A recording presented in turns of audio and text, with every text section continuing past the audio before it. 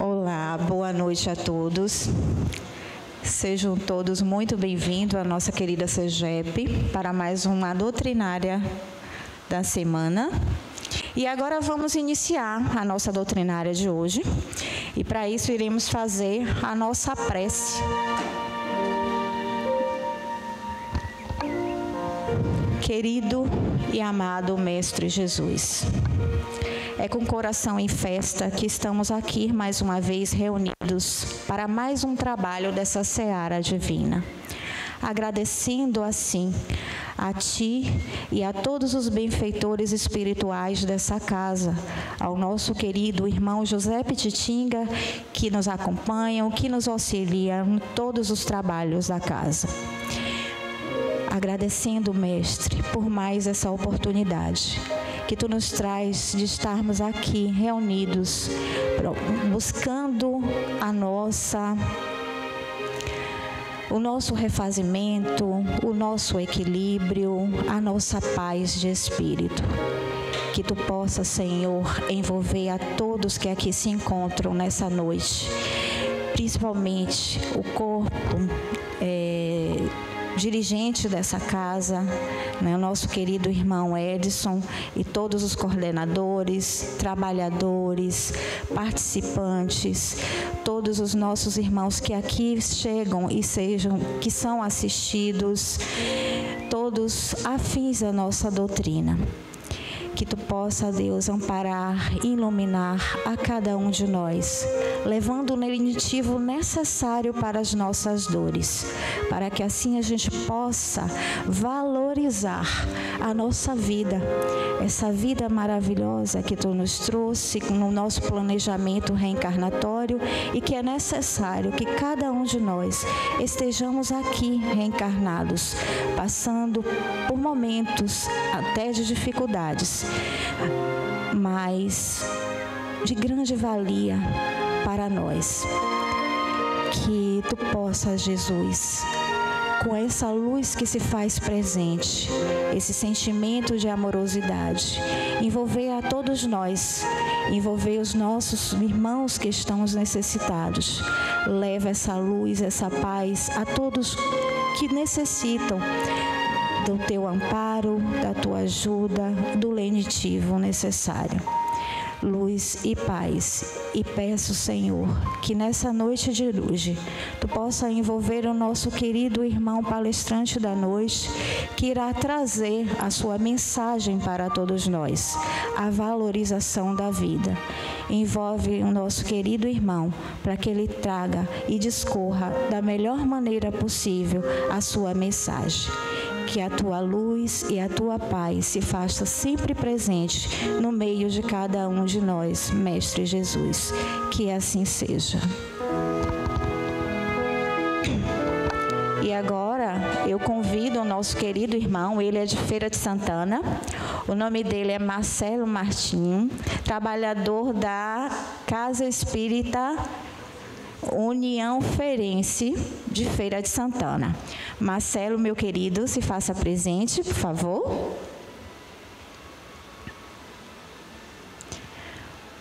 O microfone da nossa CEGEP é todo seu para que você discorra da melhor maneira possível a sua mensagem da noite. Seja muito bem-vindo.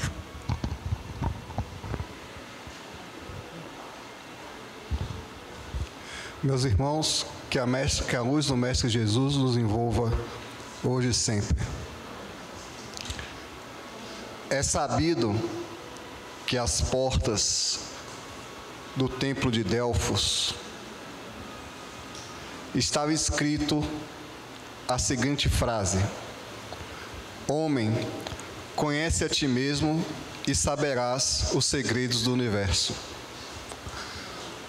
Nós consideramos a maior tragédia intelectual da Terra a falta de conhecimento do homem sobre si mesmo. A nossa tecnologia já está devassando o universo, descobrindo até os traçados dos seus limites.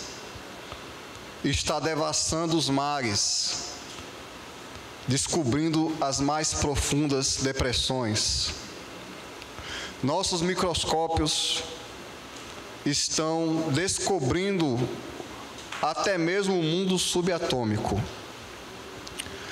Mas o ser humano continua um grande desconhecido, imprevisível até mesmo dentro das nossas famílias. A ciência moderna, procurando quantificar, analisar e estudar tudo, falhou e falha todos os dias para com os homens. Nós nos consideramos extremamente inteligentes porque construímos computadores, mas nós não somos capazes de prever o comportamento dos nossos filhos. Não temos sido capazes nem de guiar as nossas crianças. Vocês devem estar lembrados aqui de um evento de uma jovem que matou o pai e a mãe dela. Essa jovem era filha de um juiz com uma psiquiatra. A depressão atinge níveis epidêmicos no mundo. E o suicídio também é uma grande praga entre os nossos jovens.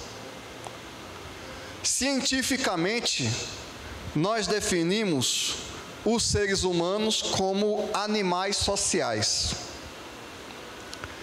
Então, nós procuramos nutrir os nossos animaizinhos de tudo o que nós achamos que vai deixá-los seguros. Aí vem o menino ou a menina nascer, você gasta todas as suas economias fazendo um quarto maravilhoso para ele. Depois, rosinha, bercinho, anjinho, chocolinho, bota na creche. Depois se vira em 3 empregos para botar ele na melhor escola da cidade. Pega seu carro com ar-condicionado, bota o menino, leva na escola. É leitinho, é chocolate, até McDonald's tu dá para o menino. Quando tem o marido e a esposa trabalham feito condenado, até passeio todo final de ano ele tem. Ele vai para Disney World, ele vai para... Tem uns que viajam para o exterior.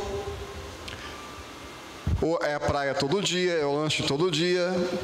O menino tem 2 celulares, 2 computadores, tem a televisão em casa, veste roupa de marca, está na melhor escola, vai ser um grande doutor.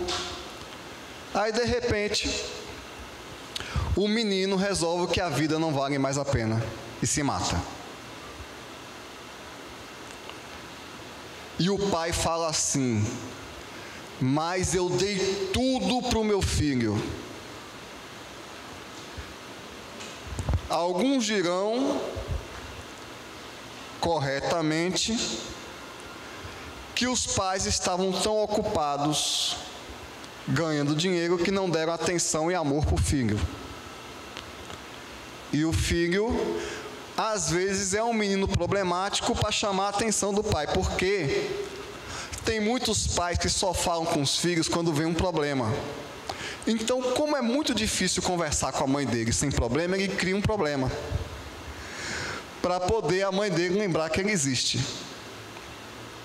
Isso é uma teoria psicológica interessante, porque, segundo a moderna ciência, ela teceu a chamada pirâmide de Maslow, que diz que as necessidades vão do primário, que é o comer, dormir, o vestir, o estar bem, o impulso sexual, e no topo da pirâmide está a aprovação social. Então, muitos pais se esmeram em dar também amor e carinho para os filhos. Não dão só o dinheiro, não dão só o material. Aliás, um dos principais erros da nossa sociedade moderna é quando um homem trabalha para dar para o filho dele tudo o que ele não teve. Isso é um grande erro, porque é o que nós não temos que nos forma. São as nossas privações que fortalecem o nosso caráter. O homem de bem é fruto do que ele não teve. Eu, pessoalmente, eu nem jogo na loteria, porque eu corro o risco de eu acertar, e aí minha vida vai acabar. Aí, ele chega brilhante à conclusão de que ele tem que dar para o filho dele tudo que ele não teve. Mas alguns pais mais ajuizados não trabalham feito malucos para dar ao filho tudo que ele não teve. Sobretudo nas comunidades cristãs, os pais vão procurar dar a formação religiosa para os filhos. Então, um bom pai e uma boa mãe, eles vão dar a educação moral e religiosa para os filhos. Dedica tempo, dedica amor, dedica carinho, e o menino, com todo o conforto material, com toda a aprovação social, com todo o amor que você pode dar a uma pessoa, ele fica depressivo porque a vida não faz sentido. E aí tem que levar para o médico para dar a medicação, porque a medicina explica que a depressão seria fruto de uma falha na química do cérebro, a falha da produção das endorfinas. Então, o nosso animal social, o nosso bichinho, às vezes nasce com defeito. E ele fica depressivo. Mas você tem uma linda filha que nasceu sem defeito, que não tem problema nenhum na química cerebral, que você deu todo amor e carinho para ela, que ela tem um bom emprego, que ela é bem formada, ela encontrou um príncipe encantado e casou, ela engravidou, e aí ela vai ter uma das maiores experiências mais maravilhosas que uma mulher pode ter, que é ter um filho, né? Eu estou doido para reencarnar a mulher, para poder ter um. E aí, quando nasce o menino, ela tem uma depressão pós-parto. Não tem problema nenhum na química cerebral dela.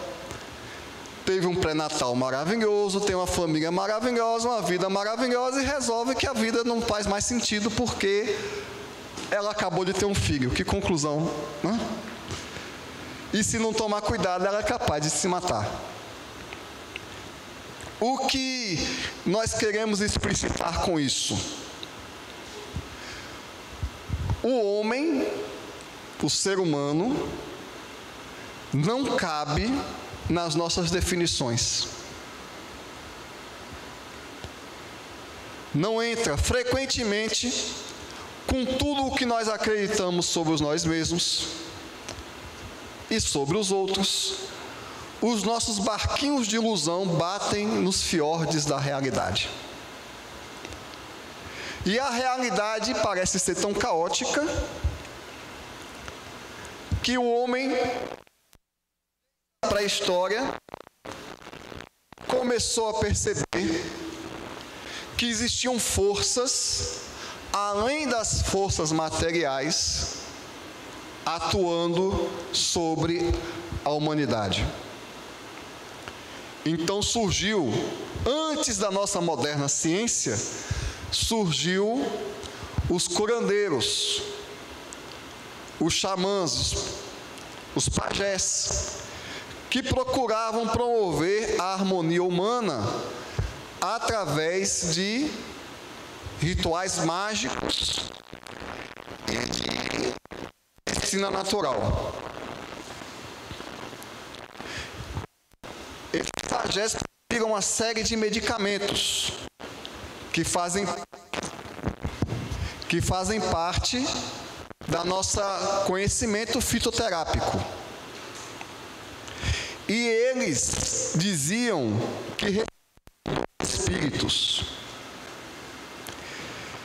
E aí existe, já desde a pré-história, algo para devassar um aspecto da humanidade que a ciência materialista não aceita, julga como superstição, os tais pajés e a tal medicina natural, que tanto funciona que a OMS e as autoridades brasileiras já estão admitindo os tratamentos alternativos, porque eles simplesmente funcionam. As tais das crenças, as tais dos espíritos, eles funcionam. Herculano Pires, no seu livro Espírito e o Tempo, ele nos traz uma reflexão científica interessante. Numa sociedade ágrafa, ou seja, não se sabe ler e escrever, os meninos não têm livros de contos de fadas. Eles não jogam PlayStation. Eles não fazem cálculos de álgebra. Vocês sabem por que matemática é difícil? Porque matemática é abstrato.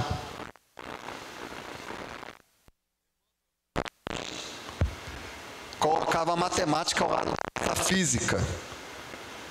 O homem materialista, ele tem dificuldade com a abstração. O número é uma abstração. Pois então, os nossos líderes tribais não tinham matemática. Como é que esses seres com uma vida completamente material, voltada para as suas necessidades do dia a dia, para comer, caçar e dormir, como é que os nossos índios inventaram os espíritos? Da onde foi que surgiu esse brilhantismo intelectual desses homens voltados completamente à vida material, com as suas sensações voltadas completamente ao sustento? A única coisa que um homem pré-histórico pensava era em comer. Ele acordava todo dia de manhã para caçar um javali ou um mamute com a tribo. Da onde veio a invenção dos espíritos?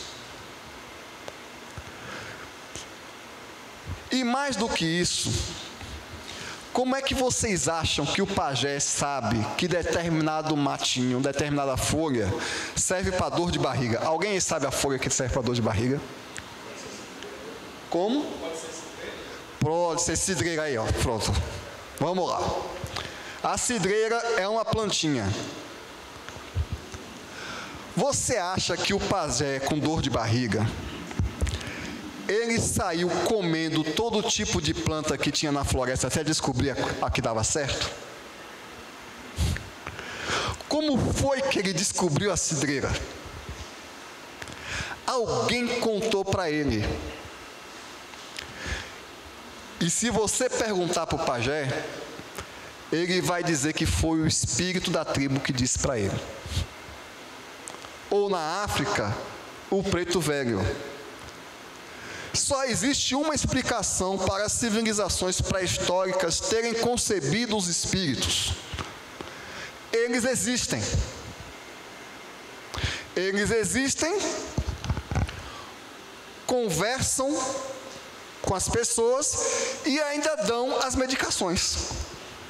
Porque Deus não quer a morte do pecador, quer que ele viva e se arrependa. Então, para deixar um pobre diabo encarnado, vale até o espírito protetor aparecer na frente dele e dizer: olha, coma tal coisa que vai dar certo. São duas provas cabais da existência do espírito. Isso é uma realidade antropológica. Como é que esses homens iam conceber os espíritos e como é que eles iam descobrir as plantas que funcionam? Esse conhecimento da existência do plano espiritual existiu em todas as civilizações da Terra. Nunca existiu um povo, uma nação, que não acreditasse em espíritos. Se eu estiver errado, eu desafio a vocês me contarem, na história da humanidade, uma civilização que não acreditasse em Deus e nos espíritos. No século 17, 18, 19, precisou todo um movimento, a partir do iluminismo, técnico, uma revolução científica e filosófica para tentar matar na cabeça do homem os espíritos e Deus. E eles não conseguiram. Então, a concepção de Deus e dos espíritos vem desde a pré-história. Alguns dirão que é superstição de ignorantes, que o povo ignorante, que vive no mundo da fantasia, inventou os espíritos, porque de noite fica fantasiando coisa. Então vão ter que colocar, em meio a esse povo ignorante que inventou os espíritos, os maiores gênios da humanidade, a começar por Pitágoras, que há mais de 500 anos antes de Cristo já falava das reencarnações. O Sócrates, o pai da filosofia moderna, que tinha o seu consultor espiritual e dizia para ninguém: olha, é o meu espírito que me diz, que me instrui. Vamos colocar Santo Agostinho, Tomás de Aquino, Emmanuel Kant, Giordano Bruno. A moderna metodologia científica nasceu dentro dos monastérios católicos, com Guilherme de Ockham, com Giordano Bruno. A genética moderna nasceu dentro de foi um monge que fez, Mendel. Homens religiosos que acreditavam em espíritos. Então, será o espírito fruto da estupidez humana? Tem um livro curto, interessante, um livro de um psiquiatra norte-americano chamado Brian Weiss. Eu li esse livro. Muitas vidas, muitos mestres. Dentro desse esforço científico para trazer a felicidade, que bicho difícil é o homem, né? Você dá comida, você dá prazer, ele até bebe para ter prazer, dorme, tem uma casa, tem até ar-condicionado. Como é que um ser humano é infeliz com ar-condicionado? Né? E ele continua feliz. Aliás, eu pessoalmente considero que deveriam fazer a canonização do inventor do ar-condicionado, do inventor da anestesia e do inventor do chocolate. São homens santos. Depois eu descobri que o inventor do chocolate foram os astecas e que eles eram tão santos assim, mas a desilusão. Então, como é que esse bicho continua infeliz? Eu tenho um cachorro em casa, basta dar um osso grande para ele que ele fica feliz, mas o ser humano é complicado. E foi mais uma dessa pessoa complicada para o consultório do Dr. Weiss. E ela começou a fazer a cartace, que é um instrumento principal de tratamento psicanalítico, que é trazer o trauma à tona e reviver o trauma, e então ressignificar aquilo.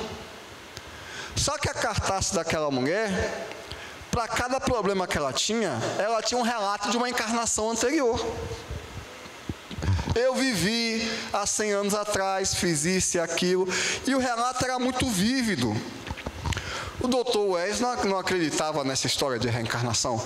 Só que cada vez que ela lembrava de uma encarnação, ela melhorava. Era um trauma menos, era um relacionamento resolvido. Aí, de repente, ela começou a lembrar de outra encarnação. E ela foi se curando. Olha, está funcionando, deixa ela viajar na encarnação delas. Terapêutica porque o ser humano é complicado, então está funcionando. De repente, além de lembrar das encarnações dela, ela tinha um instrutor, ela tinha um mestre. Mestre? Que ideação esquizofrênica curiosa da minha paciente. Tem um mestre, né? O que é que seu mestre está dizendo? Que eu preciso mudar isso, mudar aquilo e tal. E o Dr. Wes era animado, porque a paciente estava se curando sozinha, lembrando das coisas. Ainda tinha um mestre para ajudar, um mestre imaginário. Só isso dava uma... Que nem as crianças têm os amiguinhos imaginários, né? Aí um belo dia, ela disse para o psiquiatra dela: doutor, meu mestre quer falar com o senhor. Ah, que interessante, o que é que o seu mestre quer falar? Ele quer dizer que você agiu de forma errada com seu filho hoje de manhã. Que você não devia ter sido tão rigoroso com ele. Aí a coisa complica, né? A fantasia, o amigo imaginário, estava dando instruções sobre a educação do filho do Dr. Wes.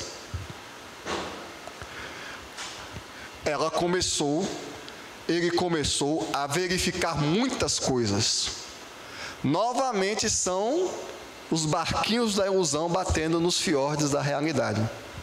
É por isso que os médicos se tornam espíritas aos montes. Porque tem mais espírito no hospital do que no centro espírita.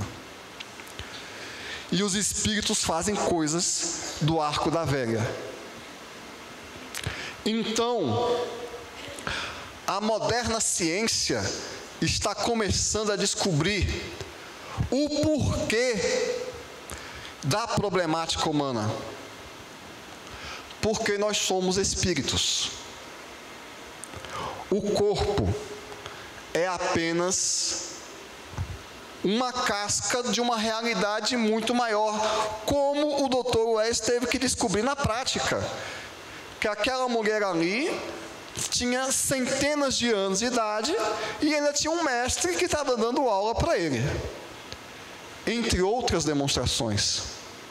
E qual é a maior tragédia do mundo moderno? O porquê da confusão que está aí fora. É porque a humanidade deixou de acreditar que é espírito. Sim, porque não foi eu que trouxe essa grande novidade, nem o espiritismo. O povo sempre foi religioso. O povo sempre acreditou em espíritos. O homem da Idade Média vivia com medo dos espíritos. Falava-se até dos sucubos e dos incubos, que eram os espíritos que vinham de noite aprontar. O homem sempre teve espiritualidade, desde o Egito Antigo, desde a Grécia.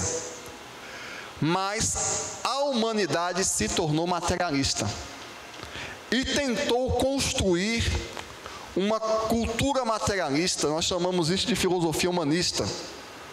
Tentou construir uma ética e uma moral baseada em valores meramente humanos. Colocou a religião e a espiritualidade no campo da superstição. Por quê? Porque os homens se decepcionaram com a religião. Os homens se frustraram com a religião. Ainda hoje a guerra que nós assistimos começar semana passada, teoricamente é uma guerra religiosa. Quando na verdade não existem guerras religiosas. Todas as guerras acontecem por orgulho, vaidade e ganância. Mas os homens durante os últimos 2000 anos abusaram do nome de Deus e abusam até hoje. E neste movimento de transição planetária, que o homem chegou à conclusão de que ele é um bicho, é que está acontecendo todas as tragédias que nós estamos vendo aí fora. É que a vida humana perdeu o valor. O quanto vale a vida de um animal? A vida de um animal é a vida de um animal. E se nós chegarmos às conclusões de que nós somos animais e o que de nossas crianças são animais, o quanto vale a vida de uma criança, de um animal? Um animal vive para crescer, ter prazer e reproduzir. É isso que é um animal. No momento em que ele não pode crescer, ter prazer, que não reproduza mais, mas que pelo menos tenha prazer, a vida perde o sentido. É por isso que as pessoas se matam. Porque elas estão matando um animal. Um animal é feito para comer e ter prazer. Se a vida não está dando prazer, vocês querem saber uma das maiores tragédias psicológicas do homem moderno? A busca da felicidade. Se vocês perguntarem para 100% das pessoas, 99% vão dizer que elas nasceram para ser felizes. A coisa mais neurotizante do mundo é a busca da felicidade. Porque a grama do vizinho é sempre mais verde que a nossa. E a gente fica depressivo porque não está tão feliz quanto gostaria de ser. A busca do prazer, do sucesso e da felicidade. Você bota um menino no mundo e diz para ele: meu filho, estude para ser alguém. Sabe o que você está dizendo para aquele menino? Que ele não é ninguém. Que ele é coisa nenhuma. Ele só vai ser alguém quando tiver um diploma na mão. Até lá, ele é coisa nenhuma. Ah, eu vou trabalhar para ser alguém. O que é ser alguém? É morar numa casa bonita, ter um carro bonito e ter o título de doutor? É isso que é ser alguém? É assim que nós estamos criando as nossas crianças, os nossos jovens? Fazendo eles trabalharem para ser alguém, porque eles não têm significado algum. E aí acontecem as crises. E quando seu filho não é alguém, se seu filho não for doutor, se ele não se formar, se ele tiver uma síndrome de Down, se ele tiver uma doença congênita, ou se ele simplesmente ficar depressivo e não conseguir estudar,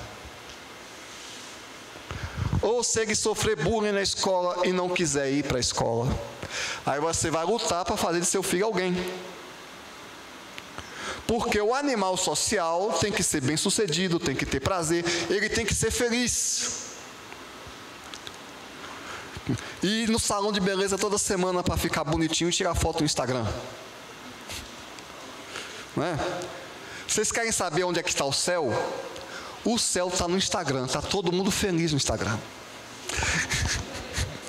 Ali é o céu. Não tem ninguém feio. Tem até os filtrozinhos. Né? Não tem ninguém feio. Está todo mundo feliz. No plano do social, você bota a maquiagem, veste sua máscara de felicidade e sai. Porque você tem o dever social de ser uma pessoa otimista e feliz. Porque se você não for uma pessoa feliz e bem-sucedida, você não é ninguém. E é por isso que a vida se tornou tão efêmera. Porque é muito fácil destruir a vida de um animal. A vida de um animal é a vida de um animal. Que valor tem a vida de um animal? Mas então, nós procuramos valorizar a vida através do papel que esse bicho homem tem na sociedade. E quando o bicho homem não adquire um papel na sociedade que lhe dê à vida um valor maior que a vida de um cachorro, então ele resolve, ou os outros resolvem, que ele vale menos que um cachorro. E eu não estou exagerando. Meus queridos, troquem seu cachorro por uma criança pobre. Porque eu vejo nas ruas das cidades gente dormindo no chão que vive pior que um cachorro. Sobretudo o cachorro de madame, né? Porque o cachorro da madame gasta mais dinheiro no salão de beleza do que o que eu gasto. Queria eu ter um salão de beleza no nível do pet shop da madame. Então, em certa medida, o homem que não tem valor social vale menos que um cachorro. Esse é o valor da vida humana na Terra. Mas há quem pense diferente. Sobretudo, há 2000 anos, um ser diferente olhou para a multidão. Na multidão tinha prostitutas, ladrões, soldados, sacerdotes corruptos. Ele olhou para aquela multidão e disse: vocês são a luz do mundo. Tinha um leprosinho, com o corpo apodrecendo, que muita gente julga uma maldição de Deus, né? O corpo, porque a hanseníase não existe hoje. Mas como é que você olha para uma pessoa que o corpo está apodrecendo vivo e diz para ele que ele é a luz do mundo? Você acha que Jesus veio à Terra pela vida de um monte de animais que valem menos que um cachorro? Vocês acham que os gênios siderais encarnam na Terra para se sacrificar por um bicho que está em busca de prazer? No livro Renúncia, relata a encarnação de um espírito chamado Alcione. A gente acha as nossas cidades muito bonitas, né? Alcione vivia numa cidade governada, onde a governadoria era num palácio de cristal, e tinha 3 sóis. Só de sol tinha 3, fazendo combinações de cores que não existem na Terra. E isso é só o começo da descrição do lugar que Alcione morava. E como se não bastasse, ela estava marcada com uma excursão para uma estrela, para Sírius, a 20 anos-luz daqui, a 300 mil quilômetros por segundo. Ela ia ali tomar um curso de música.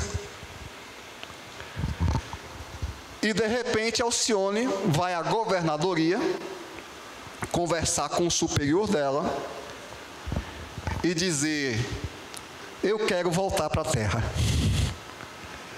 Mas Alcione, a Terra é um campo de luta, de sacrifício, de dor. Não tem lugar na Terra para você. Espíritos como você na Terra só faz sofrer do início ao fim, porque a Terra não tem lugar para virtude. Mas eu acho que o nome do anjo que atendeu era Antênio. Mas mestre, ela ainda tinha um mestre, né? Tinha um espírito superior a ela. Tem meus familiares, tem meu ex-marido, está todo mundo complicado. Eu quero voltar para a Terra. Para resumir a história, Alcione gastou 10 anos em operação de redução de perispírito para conseguir entrar num corpo humano. Ó, minha filha, você está liberada. Você vai demorar 10 anos para reduzir o seu potencial energético para entrar no corpo de um ser humano. E ela encarnou. Teve uma intriga da prima com a mãe morreu. Uma intriga do pai com a esposa, ela teve que trabalhar foi deserdada. Trabalhou na casa do próprio pai como empregada doméstica durante anos.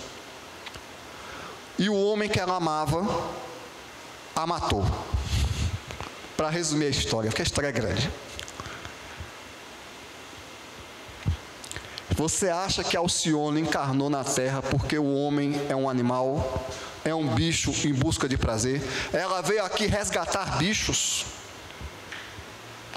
Ou ela veio resgatar a luz do mundo? Se vocês lerem, eu não lembro qual dos livros agora, o capítulo A Reencarnação de Segismundo, para tomar consciência do trabalho que a gente dá. Vai o departamento de planejamento reencarnatório, vai o projeto do corpo, vai encontrar uma mãe, vai encontrar um pai, vai encontrar um espermatozoide, aí vai revezar espíritos no leito da mãe, para a mãe não abortar, porque Segismundo era um espírito que tinha algum merecimento. Aí nasce o menino, aí tem o anjo da guarda, tem os espíritos familiares.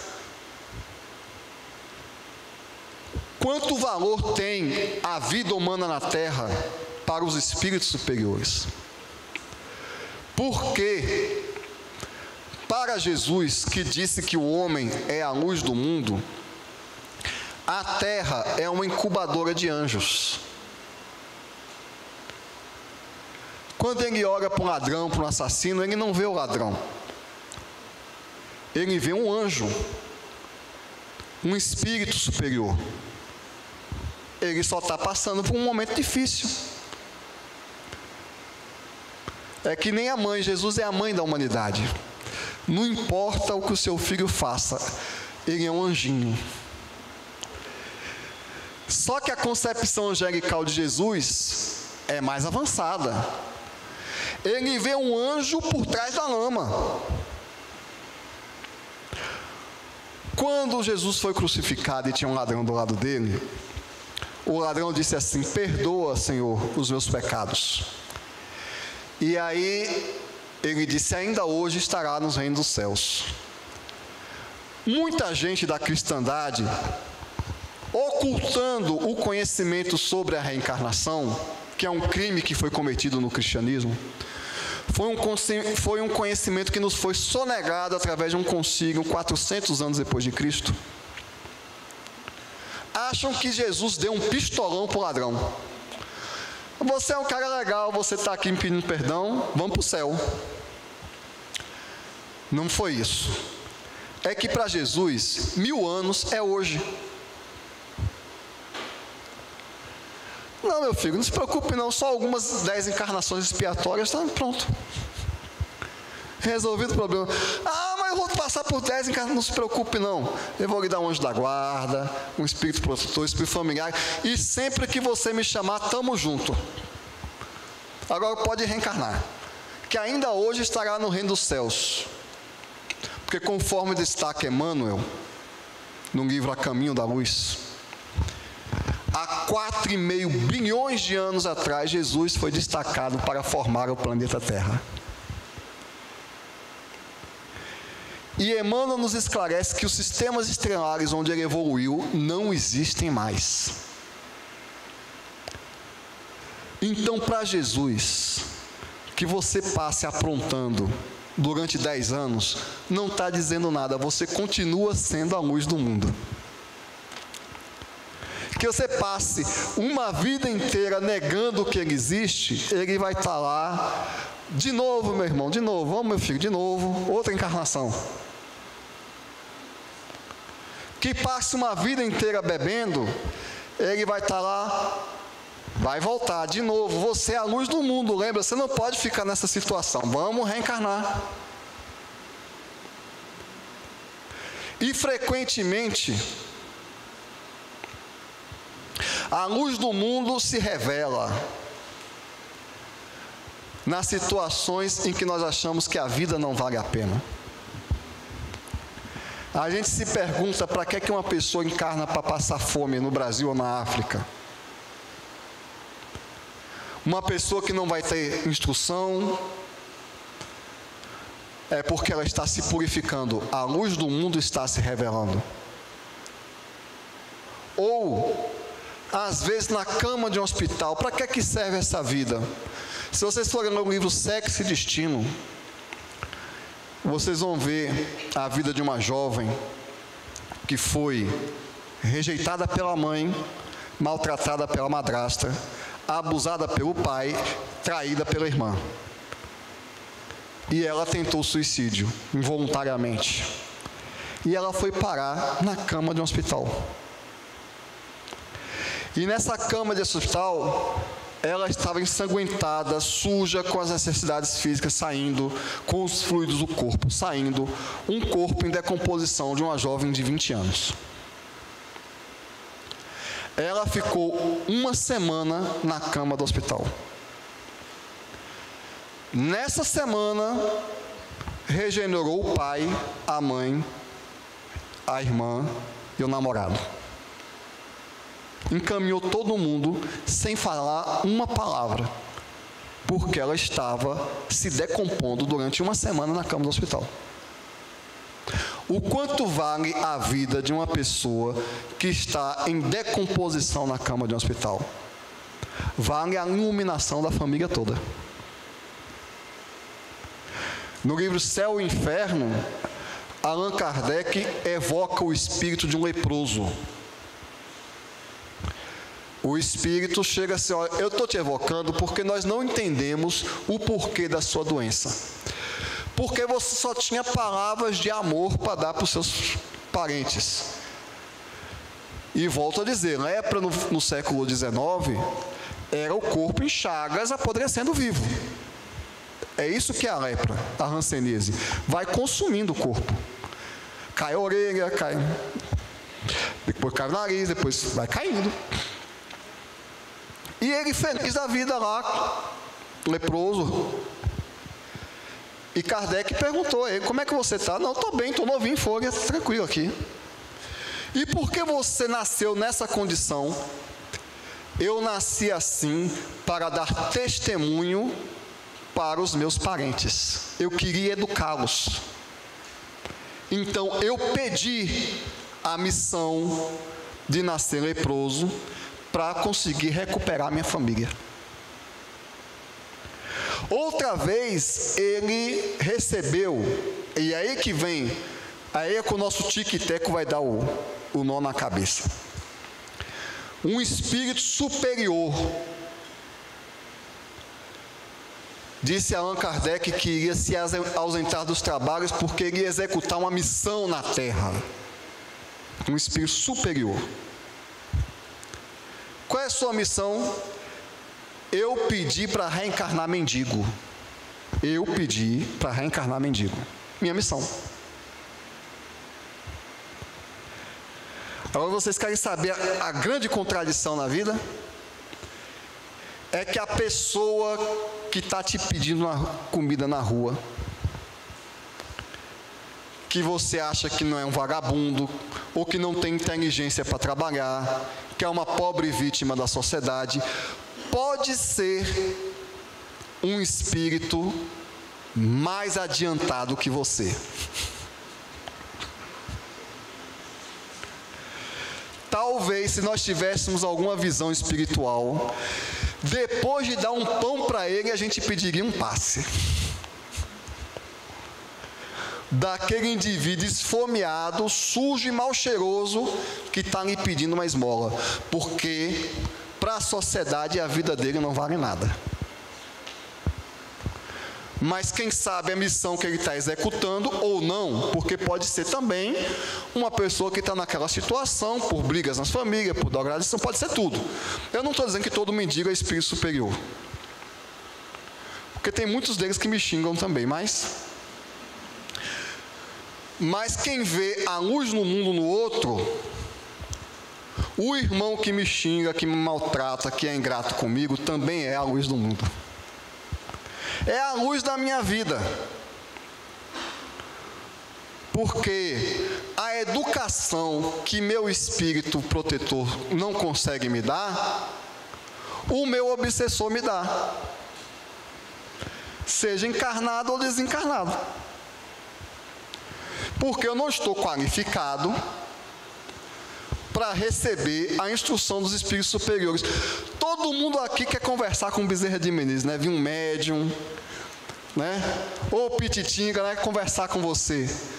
Meu irmãozinho querido, você está preparado para ouvir o que Bezerra de Menezes tem a dizer? Eu acho mais tranquilo eu conversar com o meu obsessor. Né? Eu costumo dizer para os meus amigos, eu não tenho medo da morte, eu tenho medo da ficha. Quando vier meu espírito protetor com aquela ficha, eu digo, meu querido, pode mandar logo para o umbral, não quero ver a ficha não. Você está pronto para ouvir o que o seu anjo da guarda tem para dizer? Então, é mais tranquilo, menos humilhante, mais pedagógico, por uma questão de caridade dos planos superiores, o marido chato e a esposa insuportável. É muito mais educativo. E o filho pirracento. Eles são a luz da sua vida. Se te incomoda, toma que é teu. Porque se Jesus aparecer para você, você não vai gostar. Jesus apareceu para Ananias. Está lá em Atos dos Apóstolos. Ananias, você acha que Jesus foi levar consolação? Não. Ananias, eu tenho uma missão para você. Qual é a minha missão, Senhor? Paulo está numa hospedaria cego. Você vai lá tirar a cegueira dele. Ah, sim, quem é esse Paulo, Senhor? É esse mesmo que você está pensando. Senhor, é aquele que está torturando e prendendo os cristãos e vem aqui para Damasco para me matar? É esse mesmo.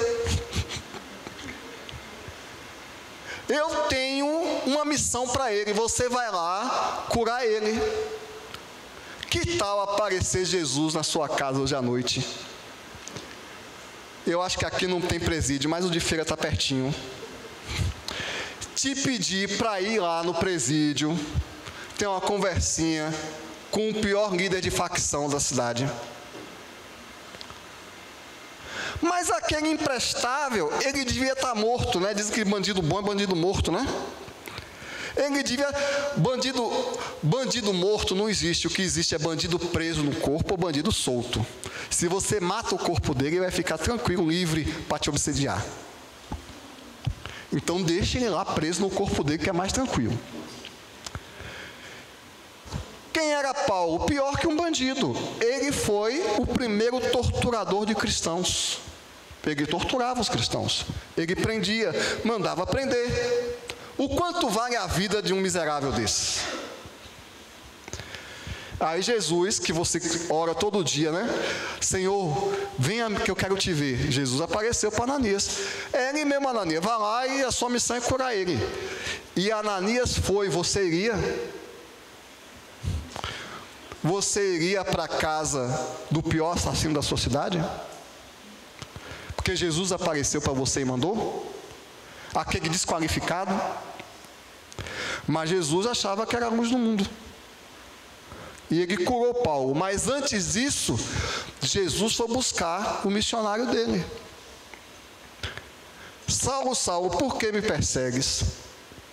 Ele aceitou Jesus no mesmo momento, porque ele era um homem, porque Jesus conhece o coração do homem. A gente não conhece, voltando ao início, a maior tragédia da humanidade. A gente não conhece as pessoas e a gente não se conhece. Mas Jesus, que nos conhece, disse que nós somos a luz do mundo. E os espíritos superiores que nos conhecem, eles fazem de tudo para proteger e defender a nossa existência na Terra. Eu mesmo já perdi algumas oportunidades de desencarnar. Eles não levam, não tem... Deus não quer a morte do pecador, quer que ele viva e se arrependa. Eu estava comentando, espírita dá trabalho, não desencarna de jeito nenhum, não entendo isso. Fica tudo aí dando trabalho. Os espíritos protegem a nossa vida de todas as formas possíveis e imagináveis, porque eles sabem o valor da vida humana. É o valor de um raio de luz que está na Terra.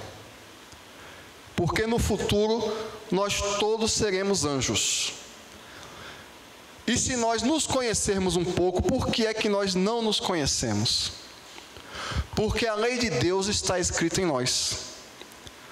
O ser humano só vai se olhar em integralidade quando ele for puro o suficiente para enxergar a Deus. Quando nós formos espíritos puros, nós vamos conseguir olhar o que há dentro de nós. Porque o que há dentro de um ser humano, a essência do homem, é algo tão grandioso e tão valioso que nós não temos capacidade de enxergar. Nós não conseguimos enxergar o outro, porque o outro é muito mais do que a gente imagina. Porque o nosso irmão que está à nossa frente, até mesmo o nosso irmão obsessor, ele é muito maior do que a gente consegue ver. Nós não temos olhos para ver. É por isso que nós não conhecemos o homem, não conhecemos a nós mesmos, nós não conhecemos a vida, porque tudo isso que está à nossa frente é muito maior, mas a nossa impureza espiritual, o nosso orgulho, o nosso egoísmo, não permite que a gente veja a nossa grandeza e a grandeza do outro, porque a humildade é enxergar a sua grandeza enquanto filho de Deus. Vaidade é ter uma autoestima tão baixa que tenta ficar se autoafirmando perante os outros. Então, o homem vaidoso é um homem com autoestima baixa. O ser humano com autoestima alta é humilde, porque ele não precisa provar nada a ninguém. Porque a lei de Deus está escrita na nossa consciência e o nosso compromisso é com Deus. Com Deus tudo, sem Deus nada. Esse é o enigma para o que é o homem e o que é a vida.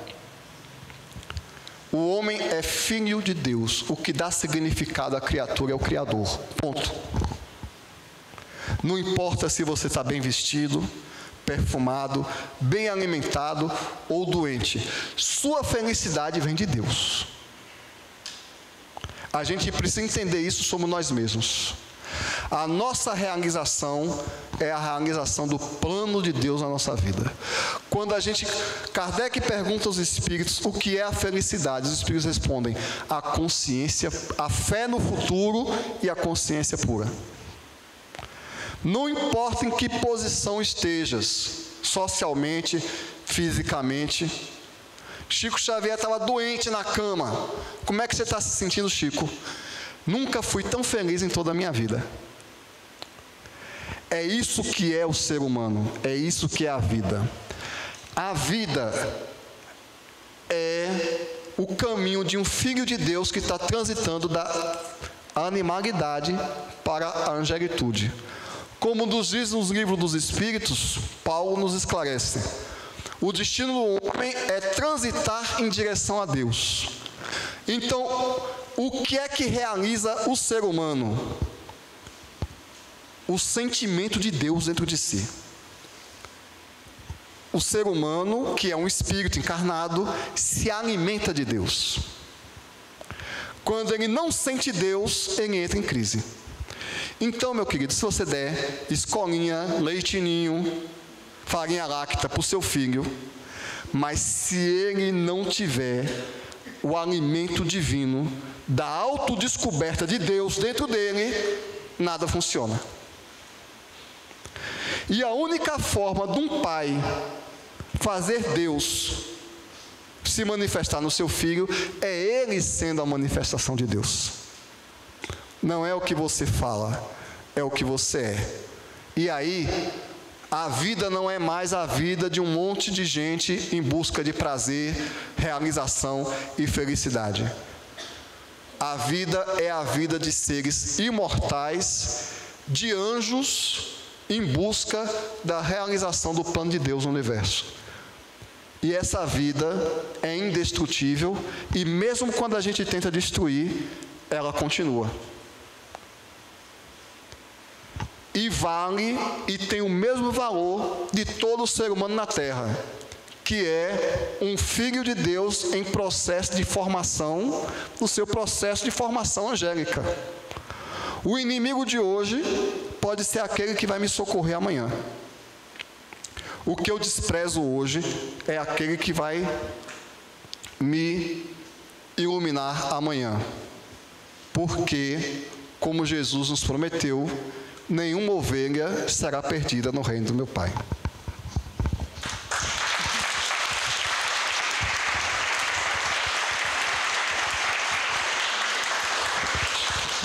Gratidão, Marcelo, por tantos esclarecimentos que você trouxe na noite de hoje. Nos trouxe bastante reflexões para nós. Sabermos que somos espíritos em ascensão, que precisamos entender que essa vida aqui para nós é necessária para o nosso processo de evolução, para chegar a essa plenitude chamada angelitude. Então, pedimos, imploramos para estarmos aqui reencarnados. Então, que façamos a nossa parte de valorizar esse processo nosso aqui, né? Viver cada dia, cada minutinho dessa oportunidade a cada um de nós, né? Que foi dada a cada um de nós, que fizemos esse planejamento, porque temos todos e tudo aquilo que é necessário para nós. Nós temos a família que pedimos, nós temos os pais que pedimos, nós temos os irmãos que pedimos, os companheiros de jornadas que pedimos. Mas, infelizmente, nós não estamos satisfeitos com nada que temos, né? Mas, como Marcelo trouxe bastante esclarecimento para nós, nada disso é em vão. Nós pedimos. Estamos vivenciando.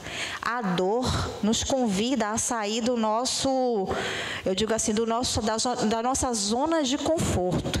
Só não possamos fazer permanecer no sofrimento, mas ela é necessária para cada um de nós. Então, que ficamos, né, a mensagem de hoje, né, muito esclarecedora, e a gente agradece o nosso querido irmão pela mensagem que ele trouxe, nos fazendo refletir, e que possamos refletir sobre o nosso planejamento reencarnatório, sobre a nossa vida aqui nesse planeta de provas e expiações, porque felicidade plena nenhum de nós vamos ter aqui, enquanto ainda esse planeta for provas e expiações. Que possamos entender isso, né? Encerrando, teremos o nosso tratamento da fluidoterapia, que fica aqui no salão embaixo, tá? E eu convido o nosso querido irmão Marcelo para que ele venha fazer a nossa prece de encerramento. E os nossos queridos irmãos passistas, que se posicionem aos seus lugares para que possam estar dando passe para o pessoal. E até amanhã, pessoal.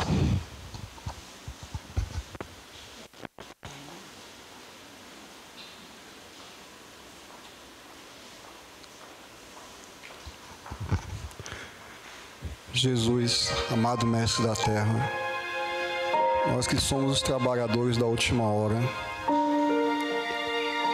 imploramos pelo seu amparo e pela sua luz no momento conturbado em que vivemos.